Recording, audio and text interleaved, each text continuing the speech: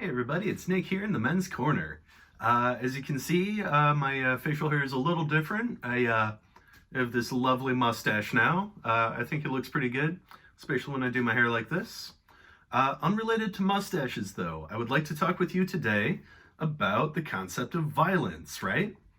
The thing that I would like specifically to address is that oftentimes I feel like there's this misconception that violence is only like physical harm enacted on someone, like person to person, right? Like an individual hitting another or someone perpetrating a sexual assault, right? Those are both physically violent acts.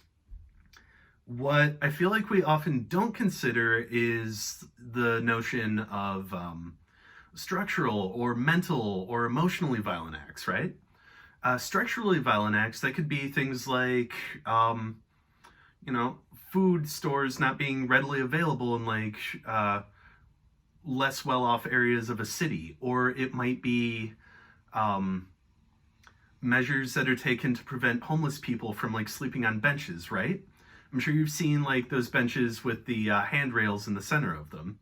There's a reason for that. It's to prevent people from sleeping on them. Emotionally violent acts, that might be, just like a culture that's cultivated where like certain people are excluded just because of, who they are or what they look like, right? And just like a general feeling of I'm not welcome from those people that like the culture has like surrounded themselves to say like, hey, this type of person is not welcome, for whatever reason that is, right? So once again, it's also possible for like all of these concepts of violence to like link up together in addition to racism, in addition to homophobia, in addition to domestic violence, right?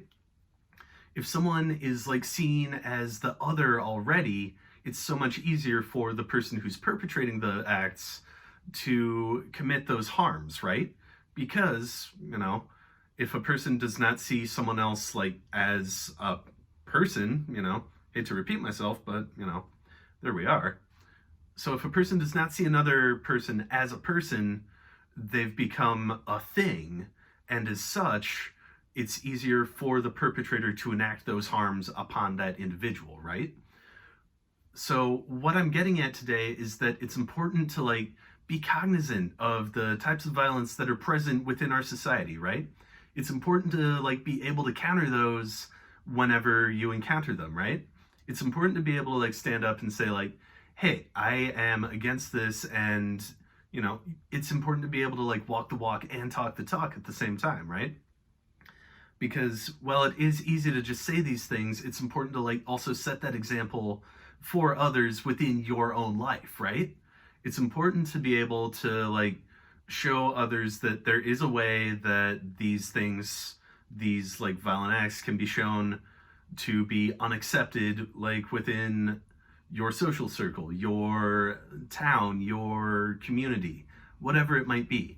It's amazing that like, it's amazing to me like the changes that can start to roll out when just like one person like starts taking a stand. Sooner or later from that one person, there's going to be another person and another, then maybe 5 more, 3 more, 8 more, who knows? All the different organizations and places that original person like circles through, So once again, I hope this video has been informative. I hope you've enjoyed watching this one. And be on the lookout for more content from me, both visually here on this YouTube channel and auditorily on my podcast, which I will link in the show notes down below. All right, awesome. Once again, this has been Nick in the Men's Corner, and we will talk very soon.